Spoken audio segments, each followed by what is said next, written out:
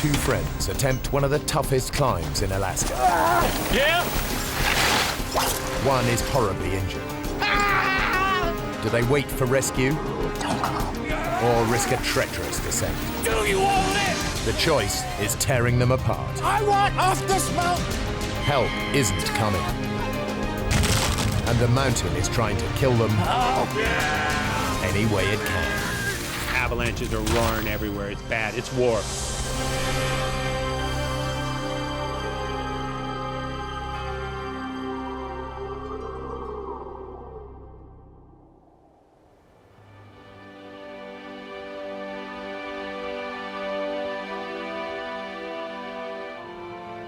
Denali National Park, Alaska. 6 million acres of wilderness dotted with spectacular glaciers and rugged mountain peaks. It's a magnet for extreme climbers like Dave Nyman and Jim Sweeney.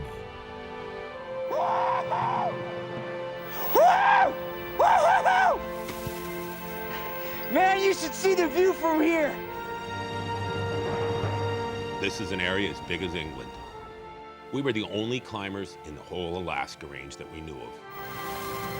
Jim Sweeney's idea of heaven is taking on a treacherous rock face with his good friend Dave Nyman, the man who taught him to climb. We've had great times in the mountains, thousands of hours, and we've taught each other a lot. Hey, come on, Nymo. Come on, keep up, slow coach. Great, Jim. Jim is a better climber overall than me. Dave and Jim are attempting a route up Mount Johnson that no one has conquered before, though many have tried. It's called the Elevator Shaft, a 2,000-foot ice climb in a wall of granite. I was looking for something steep and hard to do. I'm a fighter, you know. I grew up as a boxer. I fought every kid in town. Because a climb is not just the act of climbing, it's also how you interact with your partner, what kind of trust, what kind of knowledge you have of what your partner would do if something happens.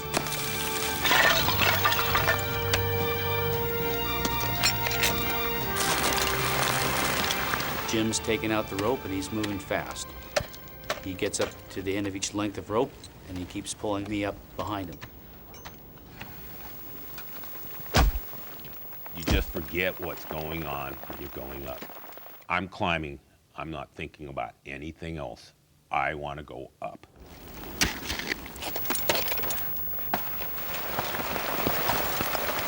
Hang on, Dave. Gotta get past the snowballs. After 2 hours of fast climbing, Jim reaches a bulge of snow above him. I'm looking for ice. I'm looking for something hard to get some purchase in. No! I was just kind of hunkering down, trying to keep snow from hitting me as he was fussing around up there. You're thrashing me, Jim! He's hollering at me, you know, and it's just constantly the snow's going down. Have you hit anything yet? This is nowhere, Dave. If I can't find some rock and ice to climb onto, I'll come down.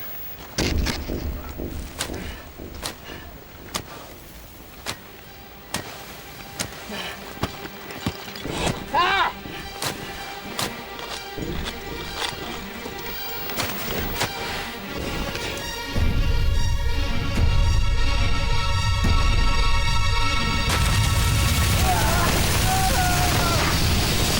Cold wave of snow in a kind of a hissing roar that just whooshes by.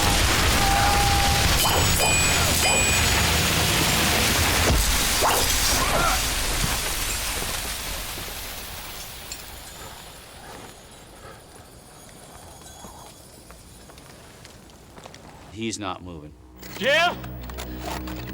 I'm coming, Jim. Just hold on. He's about 100 feet down below me.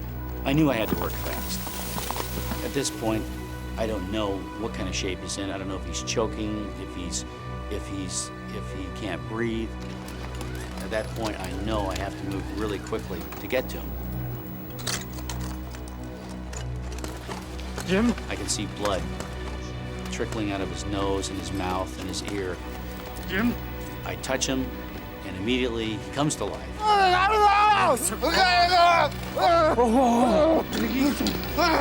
Jim, stay with me.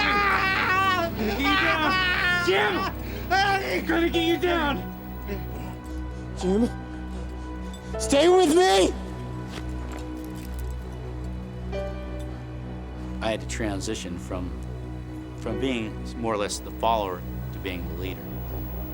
I knew everything was up to me from now on.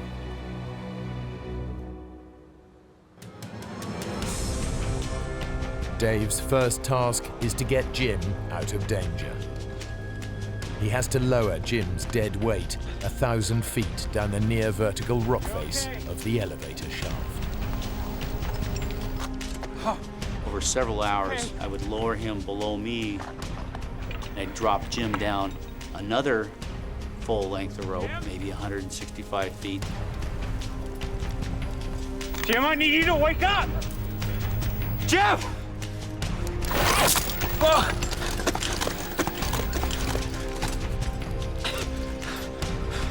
Okay, here we go. We're going again. It takes Dave the best part of 5 hours to lower Jim down to relative safety. Last bit, Jim.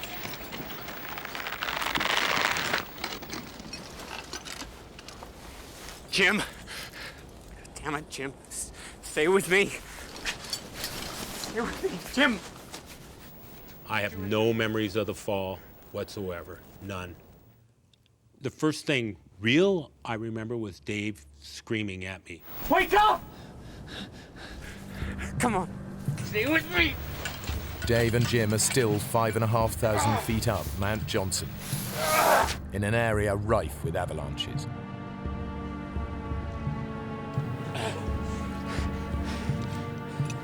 Battling deep snow and fading light, Dave drags Jim back to where they'd stashed their equipment.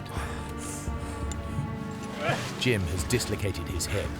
He drifts in and out of consciousness. Now Dave has to find a way of surviving the night.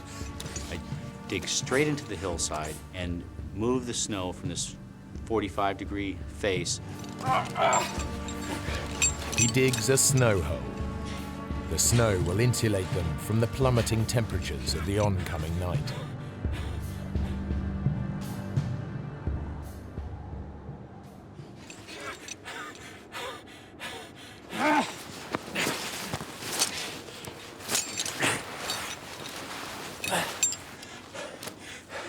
Okay, Jim. Let's get you safe.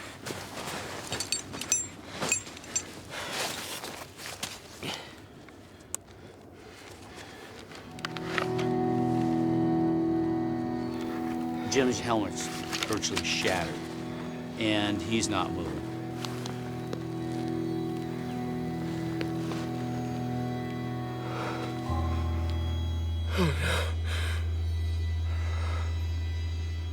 At that point, I realized that this has gone from bad to even worse. I know with a head injury, you know, if your brain starts to swell, fluids build up, that can pretty much be the end of you. There's all these different things going through your mind. If the weather turns and I don't get word out, we're gonna be in a world of hurt. If I go travel alone on the glacier, am I just gonna fall in a hole and Jim's left by himself anyway? You don't know what the right answer is.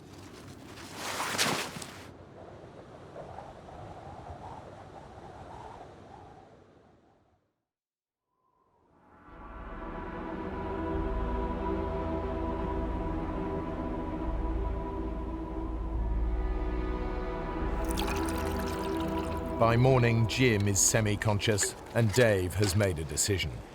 He's going for help. Do you think you can light the stove? Don't go. Next thing I remember was in the morning, Dave's talking to me. He's telling me he's gonna leave. I told him, I don't want you to leave me. Don't leave me. I gotta go, Jim. I'm going for help. There's a ski hut up the gorge. Maybe there's people there.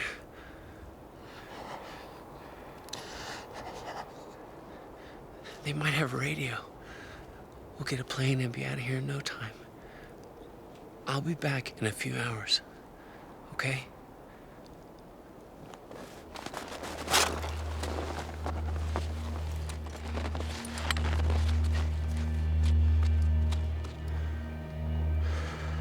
Leaving a partner in that kind of situation is, you might come back and he'll be buried or he'll be dead.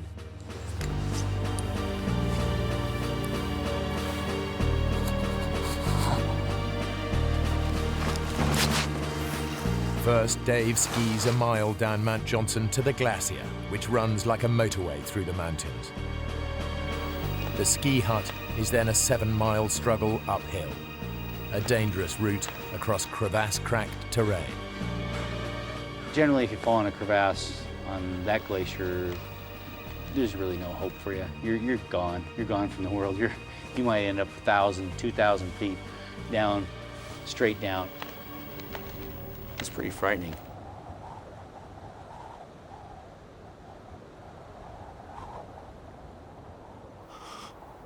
I don't know who I am. I'm freezing. My forehead's on fire, my body's cold.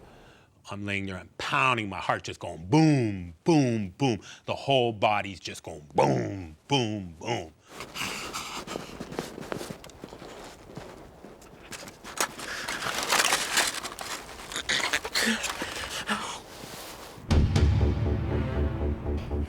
After 6 hours hard skiing, Dave reaches the ski hut. Help!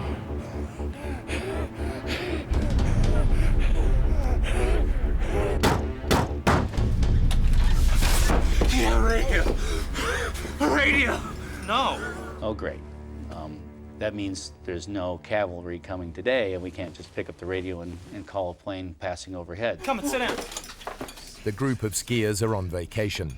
One of them is a paramedic. He agrees to go look for Jim. I'm greatly heartened by this, but I am shot. Just stay here and rest up.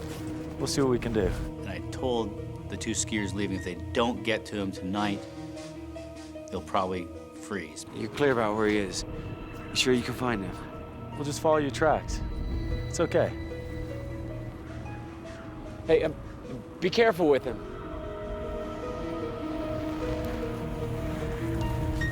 Unable to radio for help, Dave and one of the skiers tramp out a giant SOS in the snow.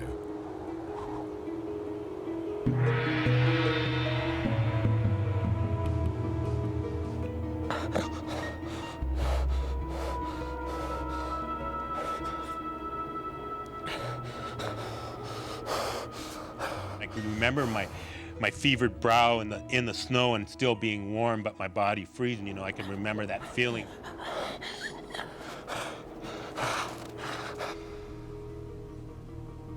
We spent a lot of time together. We've been into a lot of different things.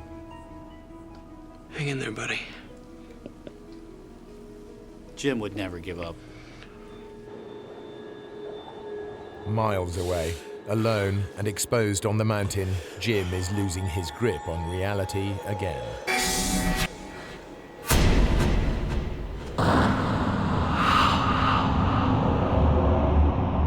Black dreams, just as black as can be, you know. I didn't know who I was with, where I was at. I didn't even know I was a climber.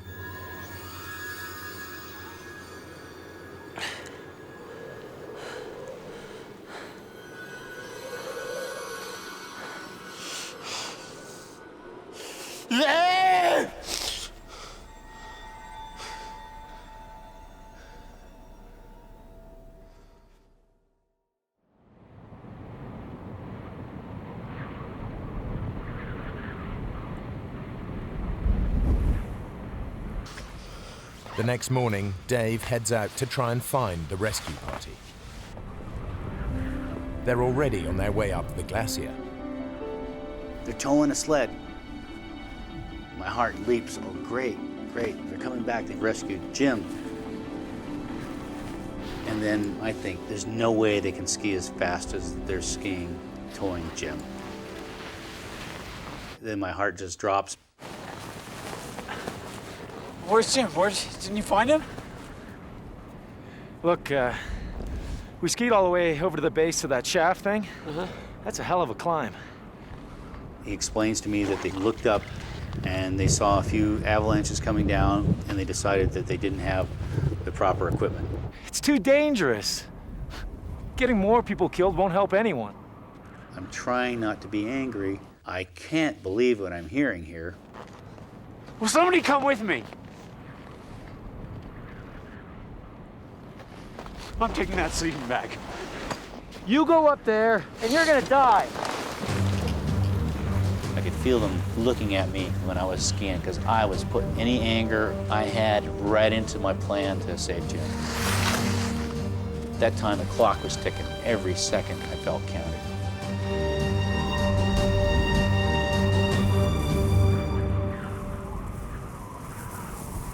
Eight miles away, Jim is being buried by snowslides. I'd realized I was somewhere bad. I'm totally encased in snow. I'm going, where the hell's Dave? I raced down the glacier. Maybe what I covered in 6 hours took a half hour, going downhill. And so I made it in no time down to the camp and just started grabbing gear. Dave heads back up to Mount Johnson, to the snow hole where he'd left Jim 30 hours earlier.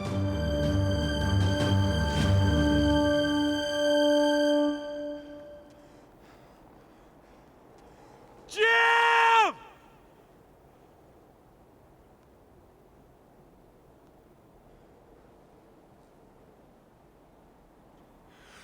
Jim!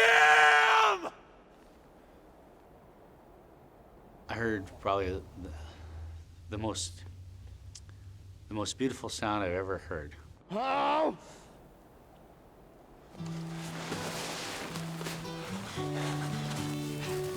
Oh! And I'm screaming, and I hear Dave. Jim?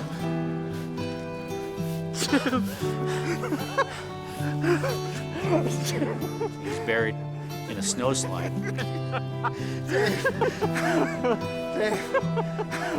Buddy was smiling, just dumb and as happy as you would expect a person in his predicament to be.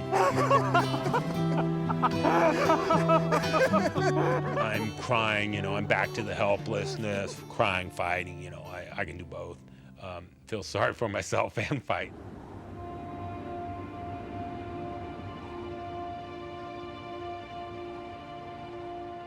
Dave pitches the tent near the snow hole, and at last Jim gets the opportunity to warm up. This is a nice, big, warm sleeping bag. Jim, I need to take a look at your hip. I think it might be broken. I know my hip's busted, you moron. I can take care of my hip. I'll stay in the bag, and you can pull me out of here. I don't believe that I have the ability to move Jim out of this area. Skiing off by myself, that's one thing, but I can't drag you out of here. I can't do that, Jim. Listen, there are people at the ski hut. They know we're here. Let's just hunker down and wait for help to come. Hey? Positively, 100%. He was waiting to get rescued. Dave's waiting for the rescue to come.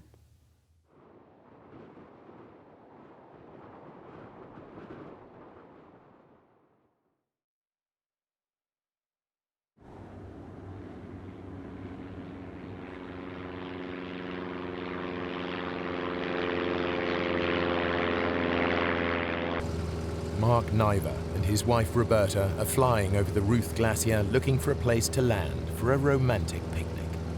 It was the place that Mark had proposed to me. It was our anniversary, so we decided to go up there. That was our plan.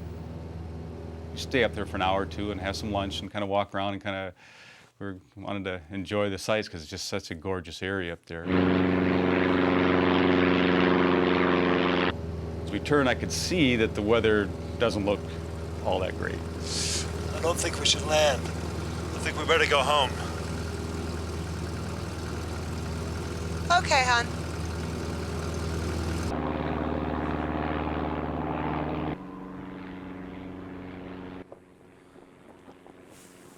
Jim, do you hear that? Jim, come on, man, there's a plane. And I figured it'll see the SOS. We'll be out of here in no time.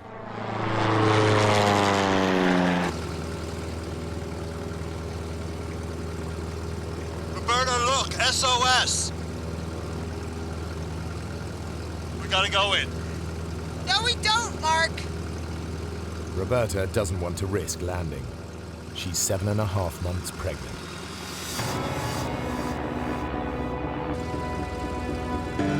What are you doing? You just said we shouldn't land here. It's an SOS, we have to land. She's nervous, obviously, and she's telling me, Mark, we can't land. She's kind of hollering at me. It's somewhat distractive as I'm lining up to land.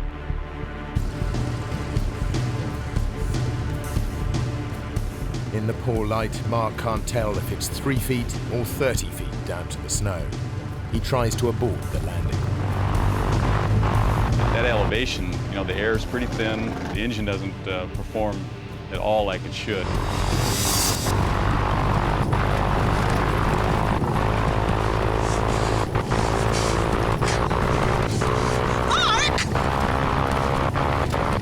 So I grabbed my stomach and held on.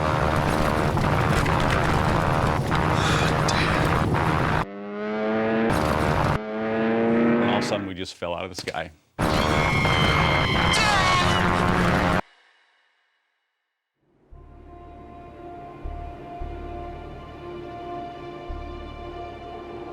Dave and Jim remain stranded halfway up Mount Johnson. Unbeknownst to them, Mark and Roberta Niver's plane has crashed 8 miles away. Their attempt to help has only made things worse. Fortunately, the shelter of the ski hut is close at hand. Living in Alaska, things happen. You just have to adapt to what your situation is. Whoa, where'd you come? Can you help, please? The baby is still moving, but Roberta has ruptured 2 discs in her back. I had to pull within myself. It's already a very scary situation.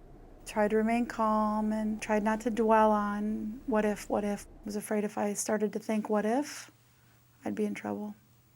We saw that SOS. Is it yours? No. Hey, sit down. It's a long story. Mark gets all the details of Jim's climbing accident and Dave's determination to rescue him. Immediately, I'm thinking of those guys. I mean, the snow's falling, the wind's blowing. They're on some side of a mountain someplace, and who knows what condition. With hope of rescue dwindling, Dave and Jim resign themselves to spending another night on the mountain.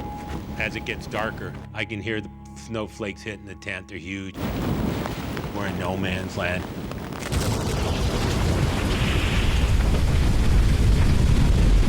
Maybe before midnight, we started hearing activity of avalanches in the area.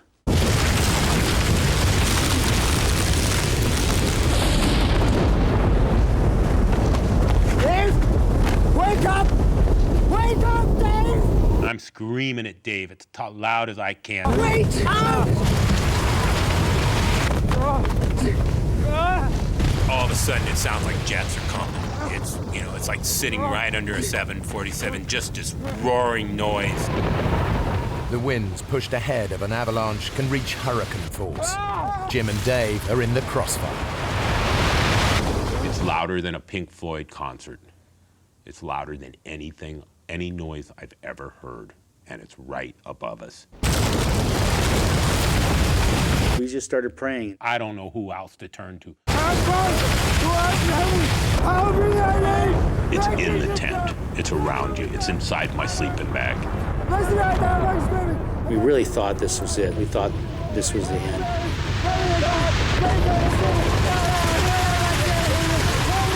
But we're saying these prayers just constantly, 3 every minute for hours. numerous times we were hit by 100-mile-an-hour wind blasts and just pelted with snow, but the big one didn't come.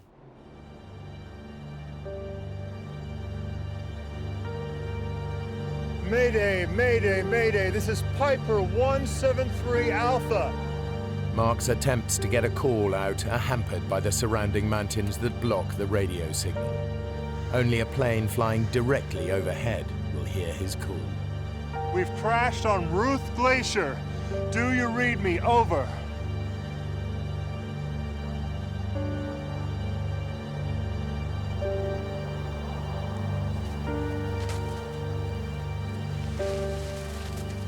I'm still amazed to this date that we're still around after that night.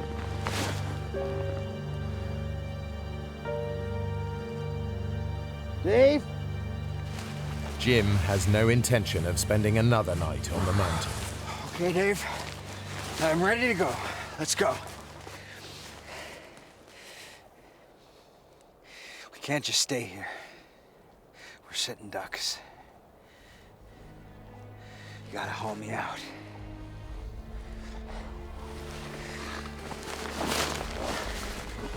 We can make it down to the glacier, man.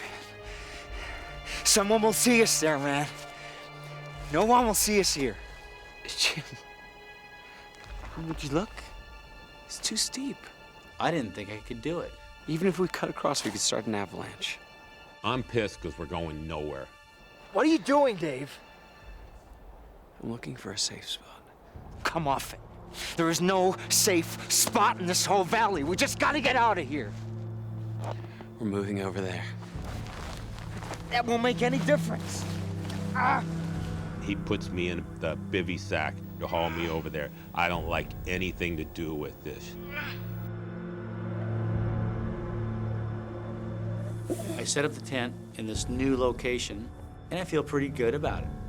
I said, Jim, your worries are over, buddy.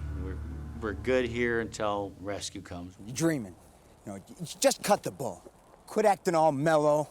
There's nothing mellow about this. You are always trying to swim upstream. What are you talking about? He's not fighting it. He's just kind of, letting it take him for a ride. No, I wish I could stand up and walk off this thing. We would be down in an hour if I could stand up, We gotta fight. What the heck are you talking about? Man against nature. What a bunch of crock of BS. I want to go down, Dave. Do you want to live?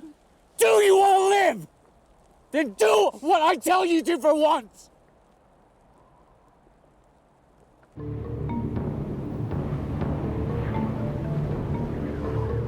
At the ski hut, they're no closer to alerting a rescue party. The food supply is running low, and the strain is beginning to show. There is nothing. Nobody there.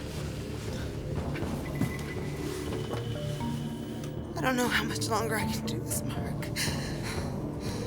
I'm sure somebody's made contact that we're missing, but they don't know if we're dead or alive. This is the 6th night on the mountain, and it's still snowing heavily. Jim and Dave are now holed up in what Dave believes to be a sheltered spot. And we might get a little bit of a blast. Nothing like the night before. Just feeling good. Yeah, I was right with my assessment. I put us in a safe place.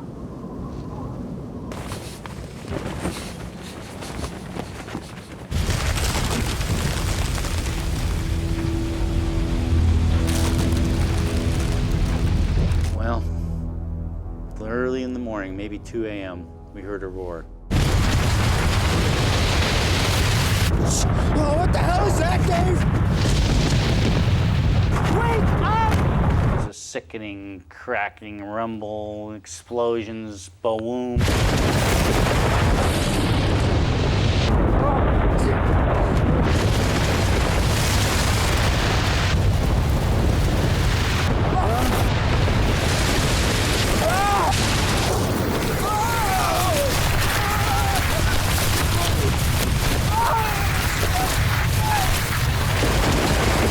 We fly downhill 200 feet, 300 feet.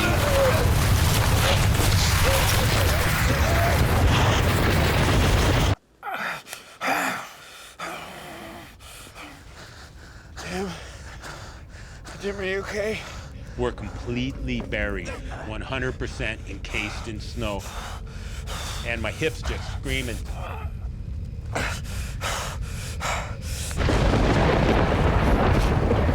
I can feel the pocket.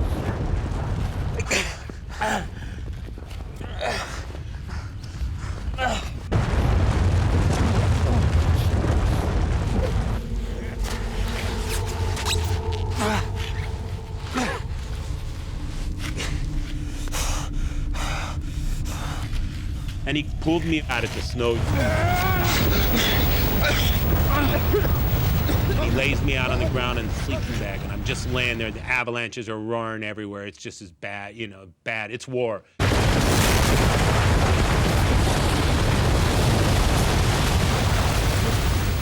We're just laying out there with nothing. We can't find anything. There's nothing left, Dave! I was just scrambling like a madman. The shovel, it's the key survival tool you have in the mountains. Come on, me! Before another one comes! That's it! Come on, keep digging! Keep digging! Keep digging! I'm just thinking the next avalanche is coming and the next one's taking us down the hill.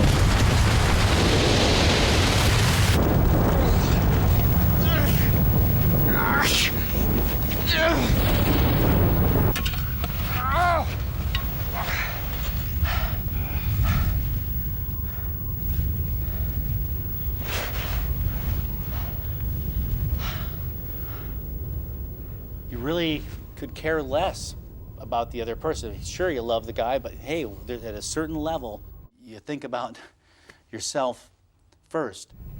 I will clamp myself, I'll chain myself to a leg, I'll bite it off, I'll crawl down here and kick his ass if he leaves me. There's dark thoughts, darkness that creeps in a survival situation. I don't have to be here. I'm mobile. Why the hell don't I just get out of here?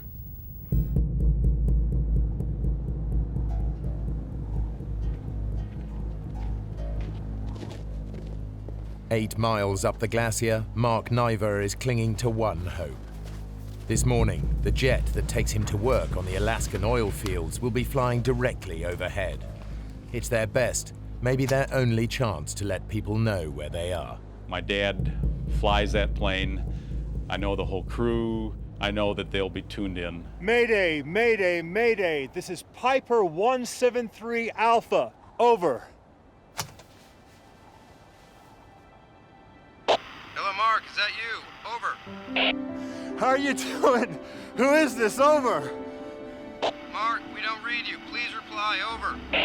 Hello, do you read me? Over. The pilot can't hear Mark. Repeat, where are you? Over. Mayday. But he can hear the clicks on his radio. So it's 1 click yes, 2 clicks no. After 7 days, the word is out. Understood. But rescue is impossible until the weather breaks. And no one knows if Jim and Dave are dead or alive.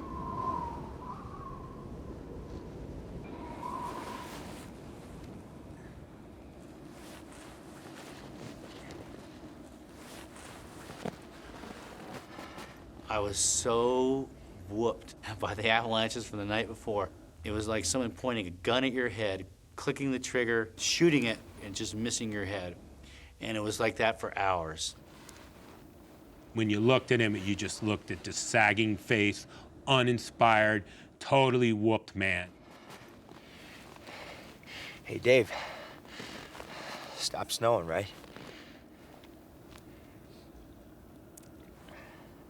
It's time for me to take over and tell Dave what to start doing.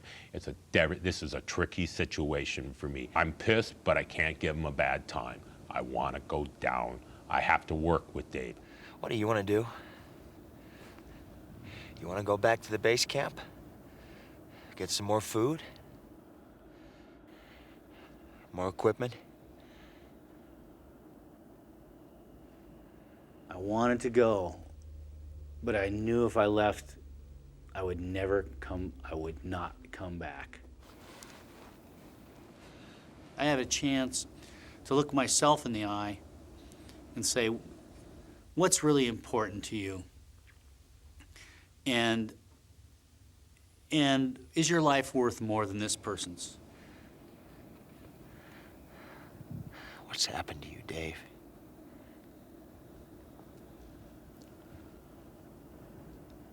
I'll tell you what. You get me off this mountain, I will buy you the biggest, juiciest steak you've ever seen in your life at the Double Muskie. What do you say?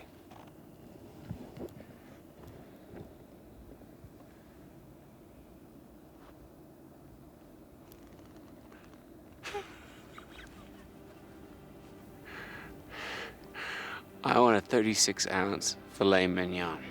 There's no such thing. That's what I want. Well, then that's what you're gonna get. That was a huge, huge turning point for me, having that opportunity to leave and then just really deciding with 100% certainty that we were gonna make it together, that I'm not gonna leave him. So begins a back-breaking ordeal to drag Jim down the mountain. Start to shovel the trail, pack it down, then it'd go back and pull Jim.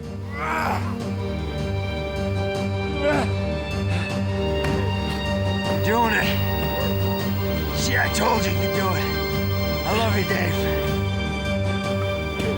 This is the most focused I've ever seen Dave in his life. He's really getting it together.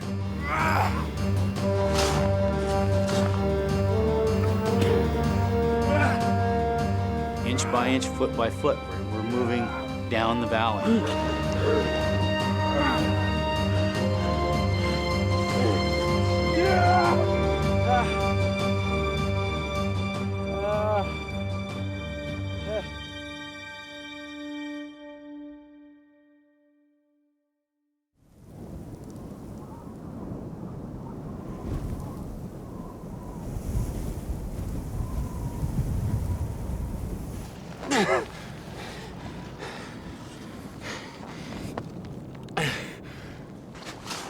After 17 hours, they've gone less than half a mile closer to the glacier.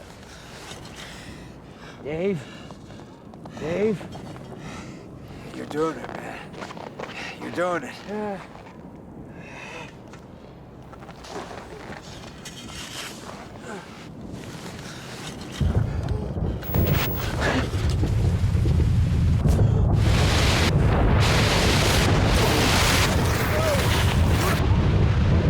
All of a sudden, we're flying downhill. I'm screaming bloody murder. And I pick up speed, and this is it. I'm falling. Free fall. Backwards. This is it.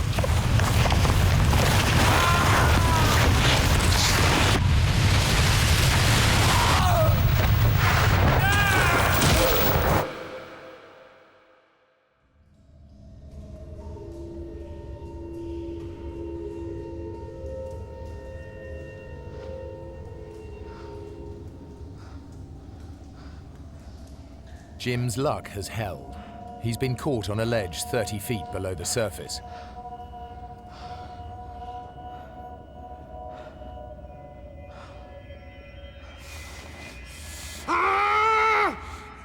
Is that it?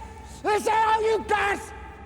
I start screaming at God, you know. I'm telling him, I can take more. I can take more. Come on! I can take more!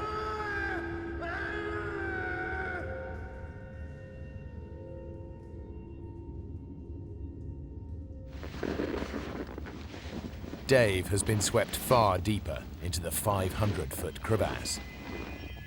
I just barely avoided going down to the bottom. You could kind of see 300-400 feet down it. Come on! I can take more!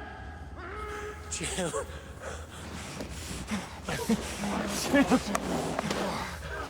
Jim. Oh, Jim. There's a ramp. And he says, Jim. He goes, there's a way out. We can make that, Jim. We can make that. Ramp must have been about 70 degrees. It was just ridiculous. Okay, Jim. On the count of 3. 1, 2. Ah! And again. 1, 2. Ah! That's the stuff. That's the stuff. Good, Jim. You're helping me. I'm looking right up at Dave. He's looking right down at me. This is gonna be a lot of work. Hold yourself there. I'm holding it. I'm holding it. Come on. 1, 2, 3. It's total team effort. It's total us working together. I had to try to get him up this ramp. Roger, you gotta help me. I didn't have an ice axe, didn't have a shovel. Now my precious shovel is gone. Get on you, man. Hold it. We're probably moving a foot at a time. Sometimes we're probably only making 4 inches on a pull.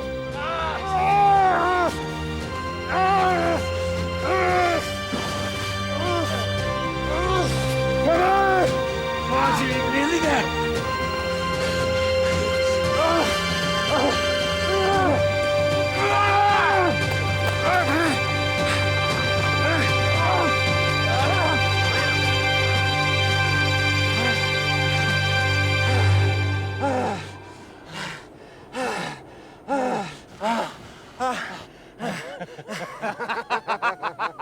We're laughing. We're out of the crevasse. We're laughing.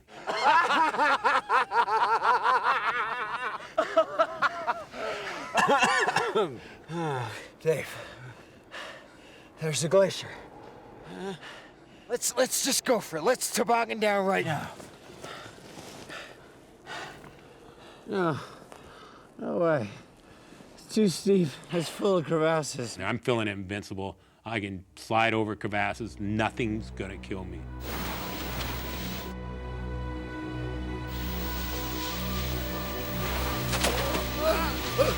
I'm sliding out of control down the gorge. I feel like I'm sledding as a kid. As soon as I got over 1 mile an hour, it just took off like a rocket.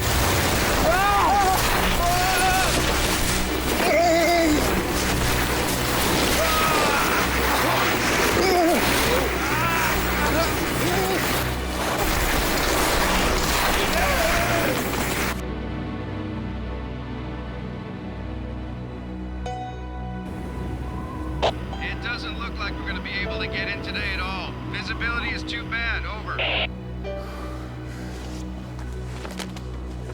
So I go back up to the mountain hut, and everybody's got this hopeful look on their face. Looks like they're not going to be able to come in today. That's great. When I think back, it's amazing I remained as calm as possible until I started crying. I just started losing it.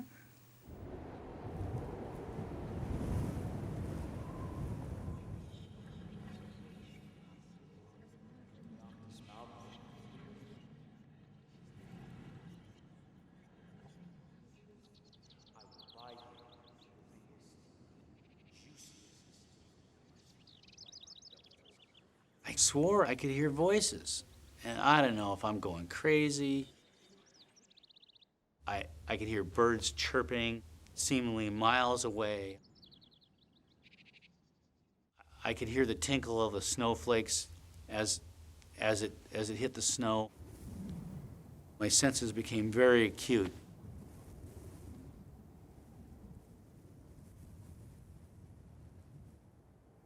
Jim and Dave have finally made it to the glacier where they can be seen. It may be too late. I am starving. I haven't eaten but a few tablespoons in the week and maybe had a couple sips of water. If we don't get picked up now, I'm gonna die soon.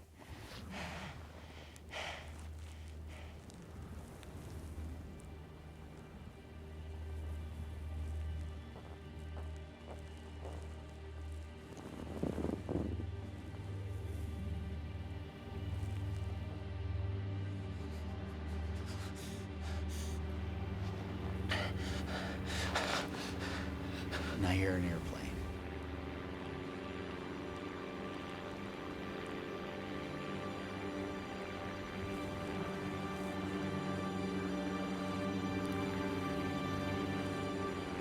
see a little red dot coming up the glacier.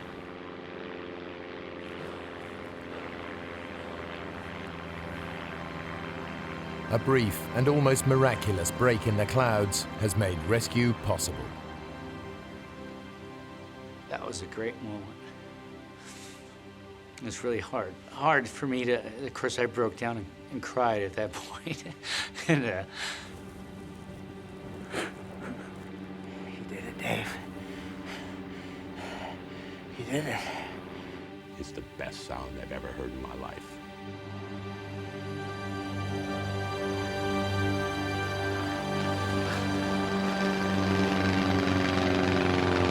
God, it's like we're at the pearly gates.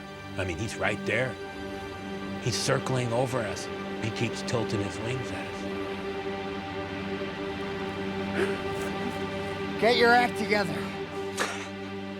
he's saying, "Don't cry, stand up, you're a hero."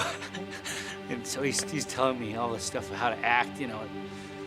You saved my life, you're a hero. You don't want to be blubbering when the helicopter comes. Shut up, Jim.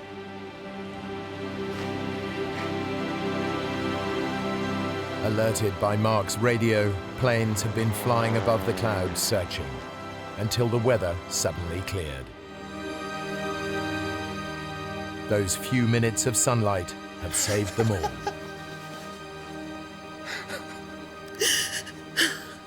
And when I got off the helicopter at the hospital, we could see our friends all lined up on the fence. It was great. Of course, my mom was happy to see I was the one that was walking. I smoke dope the whole time I'm in the hospital. My buddies show up with a bunch of beer. It's like a party every day in my room.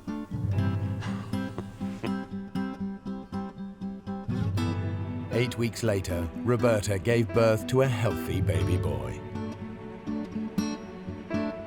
Though Jim never fully recovered from his hip injury, it didn't stop him climbing. Dave is now a father and doesn't climb as much as he'd like to. For his efforts to save Jim, Dave was awarded the Carnegie Medal for bravery.